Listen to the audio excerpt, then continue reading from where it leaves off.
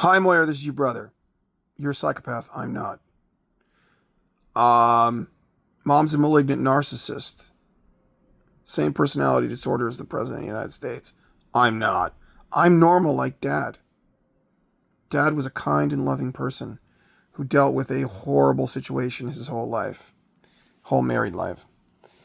Um, I'm a kind and loving person. You and Mom are extremely sadistic. You and Mom Moira are extremely sadistic. And you conspired to murder Dad. Mom murdered Dad in part with homicidal acts, and Dad was finished off by the Greek and Italian mafia. You're a psychopath, Moira, and I'm not. And I'm a lawyer. You're not. I'm a legitimate college graduate. You're not. Um, I'm a former trial lawyer. You're not. I've been in front of the appellate division of the highest court in the state. You haven't, in the Commonwealth of Massachusetts. I've been in front of the Superior Court. Was only once, and I didn't do a really great job. But anyways, I've been in front of the District Court a lot. I've been in front of criminal courts at every level in the Commonwealth of Massachusetts. And I've assisted the state police on 2 homicide search warrants, advised them. And I observed on a third the Edgewater Technologies mass shooting on the day after Christmas in 2000. That's right. This is called training and experience, Moira. I was the appeals advisor to the appellate, I was the appellate advisor to the child abuse unit for like 18 months when I was in the appellate unit of the Middlesex County DA's office. What else did I do? I was on the public records team. I was in district court for 2 years. I was a dedicated domestic violence prosecutor when I was in Woburn District Court and Waltham District Court. I carried a heavy caseload in Waltham. There were 4 people there when I started, and by the time I left the DA's office, there were 2, and the caseload I think actually increased a little bit. Yeah, when I started, there was Pone Nocum, Christine Breslin, Lisi Lopez, and myself, although Lisi was leaving, in the process of leaving at the time. And my last day of work, there were only 2 people there. About probably 18 months later, myself and Alfonsina Chiarenza. Wow, that's a crazy name. So I carried a pretty heavy caseload, Moira. So I'm a real person, and you're a fucking con artist, Moira. You're just Clark Rockefeller, but you've got ovaries and a uterus. It's the only difference. You're a CIA version of Elizabeth Holmes. You're worse than David Rush. Goldfinger, David Rush, the man with a shoplifter's touch. That's right, Moira. You are just a homicidal, grifter, Clark Rockefeller version of David Rush. You stupid idiot. Anyways, what's the topic of this video now that we're 3.5 minutes in? With all the, establishing that you are a complete fraud.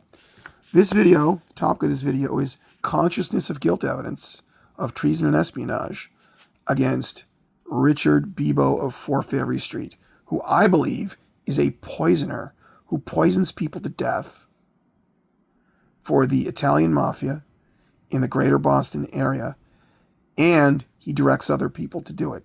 Not unlike Sammy the Bull Gravano.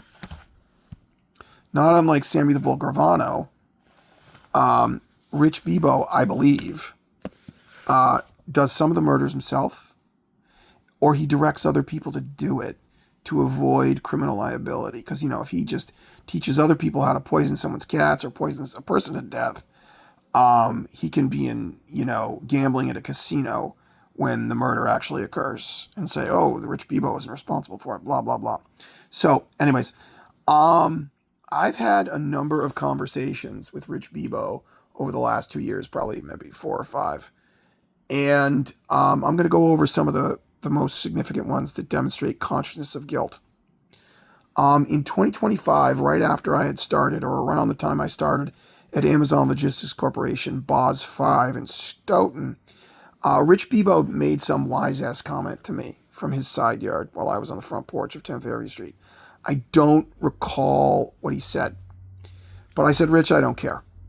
He was, making some comment about, hey, your life's going great there, Ed, or something like that. Because, he's a wise guy. He's an Italian mafia associate or some such. So he has to be a wise guy. And I responded by looking right at him. I said, ADX Colorado, Rich. ADX Colorado, Rich. ADX Colorado. I said ADX Colorado 3 times with his name. And I guess it's in Fremont County, Colorado. I'm on the wrong webpage. There it is. This is ADX Florence, also known as ADX Colorado. It's where they put Dzhokhar Tsarnaev. It's where they put that FBI agent that betrayed the United States of America to Russia. There was an FBI agent who was, I believe he was in counterintelligence, and he framed someone, this FBI agent whose name I forget at the moment, Robert Hansen, I think was his name. He framed a CIA counterintelligence guy in order to deflect suspicion from himself. Just as you said you had framed me for something to deflect suspicion from yourself back in 2015 in the kitchen of 10 Fairview Street while wearing all black and, like $3,000 worth of clothing. Anyways, so I said to Rich Bebo, your co-conspirator, remember the conversation you had with him in the summer of 2024? The very convivial conversation you had with him in the summer of 2024? Yeah. I said to him, ADX Colorado, 3 times. And he responded by screaming, swearing, he's calling me an asshole, carrying on, and waving his arms around while backing up his front stairs in fear.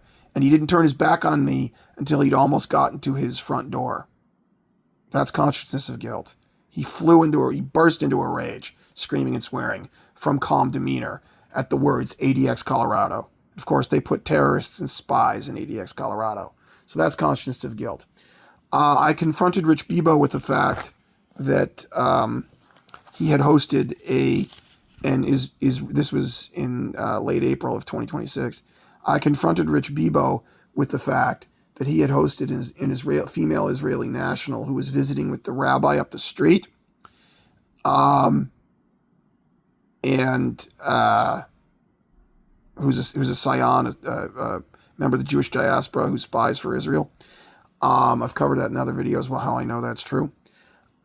He responded by giving a nonsense answer. He said, he got visibly confused and spoke in a strange voice and said, well, she's not here anymore, Ed, which is a nonsense answer. And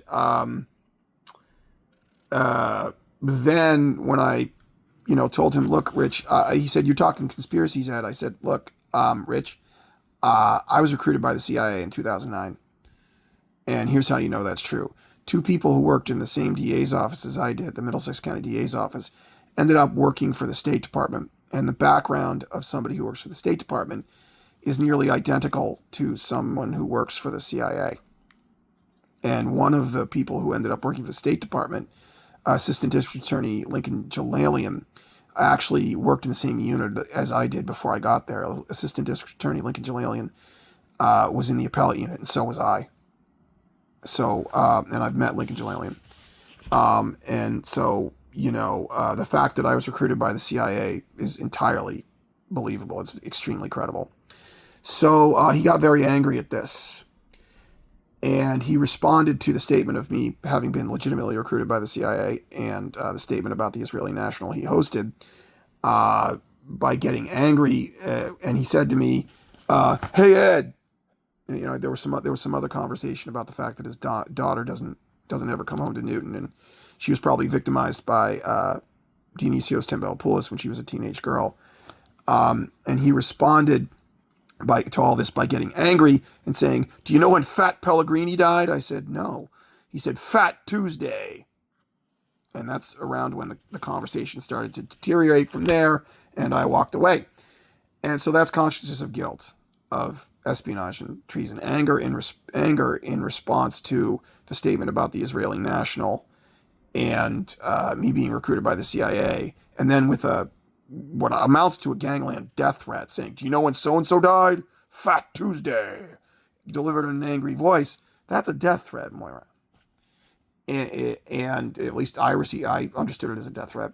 And then on a Tuesday, about 10 days later, May 5th, 2026, the Newton police showed up at my house, called me out of the house on a false pretext, and Rich Bebo, I infer, snuck into the house and put something poisonous in my instant coffee in order to make me appear mentally ill, because I saw Rich Bebo near the house as I was going back into the house after being wrongfully interrogated by the Newton police based on a false pretext. And he was charging up to one of the police. What else? I'm going to have to stop this video. There's two more, Moira. But the point here is this, Moira. Rich Bebo has demonstrated ample evidence of consciousness of guilt, of espionage and treason. You need to consult a lawyer, Moira. Please take care of Liam. Rich Bebo should also consult an attorney and go to the United States Attorney's Office.